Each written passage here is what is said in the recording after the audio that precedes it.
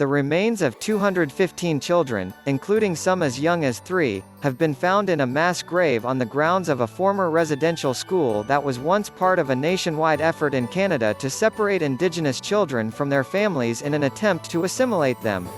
The Tk'emlúps te Sequapmc First Nation announced the discovery in a news release on Thursday, saying the remains were found after working with a ground-penetrating radar specialist to confirm the mass grave at the Kamloops Indian Residential School. Chief Roseanne Casimir called it an unthinkable loss, and said that while the deaths had been long spoken about, the residential school never documented them. "We had a knowing in our community that we were able to verify. To our knowledge, these missing children are undocumented deaths," Casimir said. "We sought out a way to confirm that knowing out of deepest respect and love for those lost children and their families, understanding that Tk'emlúps te Sequapmc is the final resting place of these children."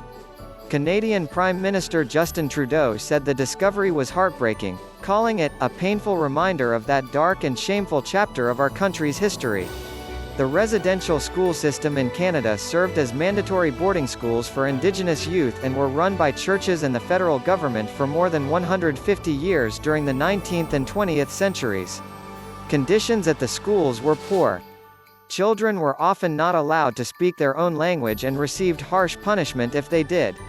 Many suffered physical and sexual abuse, with staff not being held accountable. In 2015, a National Center for Truth and Reconciliation report estimated that more than 150,000 children attended these schools and more than 6,000 died, never returning home.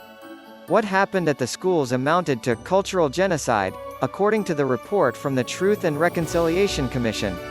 The report said the residential schools were a systematic, government-sponsored attempt to destroy Aboriginal cultures and languages and to assimilate Aboriginal peoples so that they no longer existed as distinct peoples. In 2008, the Canadian government formally apologized to the First Nations and the Indigenous communities for the schools and the treatment of children. The school system began to shut down in the 1970s, and the Kamloops Indian Residential School closed in 1978. But the effects are still being felt in the Tk'emlúps te Sequapmc community today, Casimir said. Thursday's announcement is only the first of the preliminary findings. The radar survey of the rest of the school grounds is set to continue and will hopefully bring some peace and closure to those lives lost in their home communities, according to the statement from the Tk'emlúps te Sequapmc First Nation.